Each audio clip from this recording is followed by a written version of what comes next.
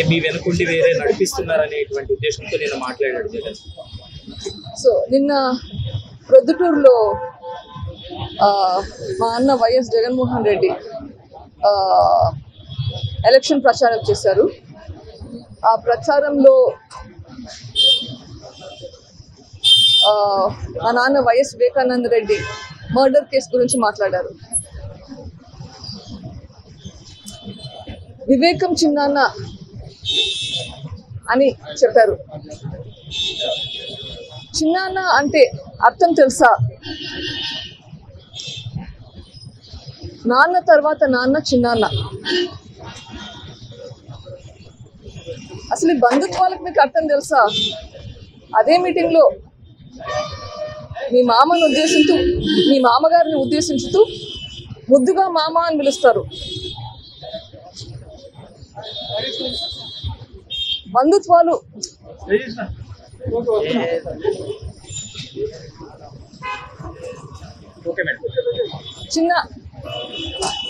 చిన్నాన్న అంటే మీ నాన్నతో సమానం. అట్లాంటి చిన్నాన్న చనిపోతే ఆ చావు వెనుక కుట్ర ఏంటి అన్నది నిర్ధారించకుండా ఆ చిన్నాన్న కూతురు మీదే నిందలు వేయడం ఏమన్నా న్యాయమా?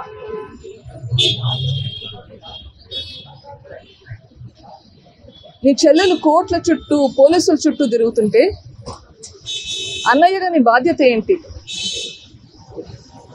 అమ్మా నేను ఉన్నాను నీకోసం, నువ్వు ఇట్లా తిరగద్దు, నీ పని హాస్పిటల్లో పని చేసుకోవడం అని చెప్పేది పోనిచ్చి నా మీదే కేసులు పెడతాడు.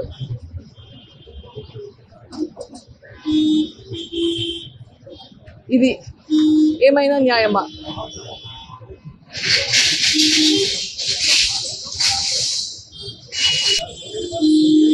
చిన్నాన్న చనిపోతే 5 సంవత్సరాలు అయింది. ఈ 5 సంవత్సరాలు మీదే గవర్నమెంట్ ఏం చేశారు? ప్రతిపక్షంలో వాళ్ళలాగా మాట్లాడడం కరెక్టా? ఇవాళ మీ ముందుకు వచ్చి నేను మాట్లాడాల్సిన అవసరం ఎందుకు వచ్చింది? ఆయన చేయాల్సిన పని చేయకపోవడం వల్ల కదా. నేను నా అంతఃకరణ శుద్ధితో చెప్తున్నాను, నేను చెప్పేదంతా నిజం.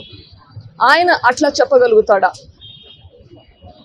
అది చెప్పినా నమ్మే పరిస్థితి మనకి. ఆయన ఒక మాట అన్నాడు, దేవునికి తెలుసు, ఈ జిల్లా ప్రజలకందరికీ తెలుసు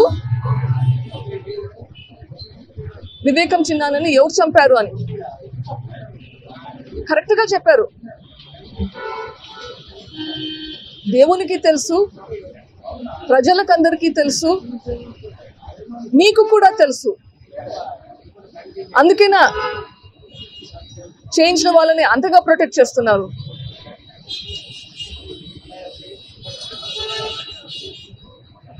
మీకు తెలిసి కూడా ప్రొటెక్ట్ చేస్తున్నారు అంటే ఎందుకు ప్రొటెక్ట్ చేస్తున్నట్లు? దేనికి భయపడి ప్రొటెక్ట్ చేస్తున్నట్లు?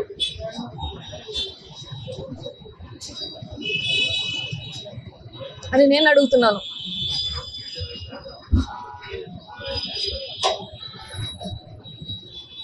ఇంకా ఏమేమన్నాడు? ఇద్దరు చెల్లెలు ఇంకొకరు నడిపిస్తున్నారు అంటున్నారు. నేను అడుగుతున్నాను, ఇంకో మాట కూడా అన్నాడు, చంపినోడే చంపినాను అని చెప్తున్నాడు బయట తిరుగుతూ.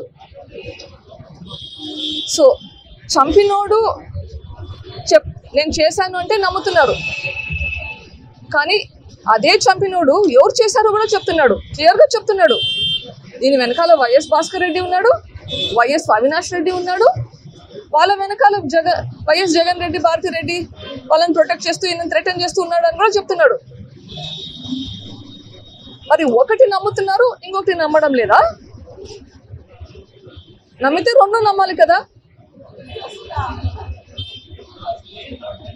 మరి వీళ్ళని ప్రొటెక్ట్ చేసేది ఎవరు? మీరు కాదా?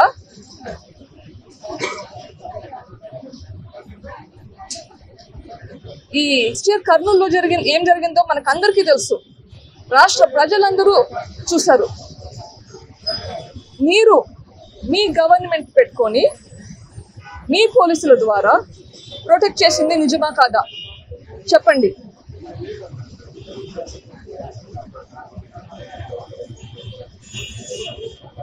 ఈ హంతకుడైతే ఎవరున్నారో ఆయన చెప్పాడు చేయించింది ఎవరు అని. అదే విషయం సిబిఐ కూడా ఇన్వెస్టిగేట్ చేసింది, ప్రూవ్ కూడా చేసింది.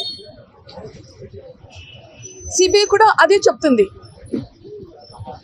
ఒకప్పుడు మీరు సిబిఐ ఎంక్వైరీ అడిగారు, తర్వాత మీరే వద్దన్నారు. మీరు అప్పుడు ఎందుకు వద్దన్నారు? మీ పేరు బయటకు వస్తుందని వద్దన్నారా? అంత లేకపోతే ఆ పిటిషన్ విత్డ్రా చేసుకోవాల్సిన అవసరం ఏంటి?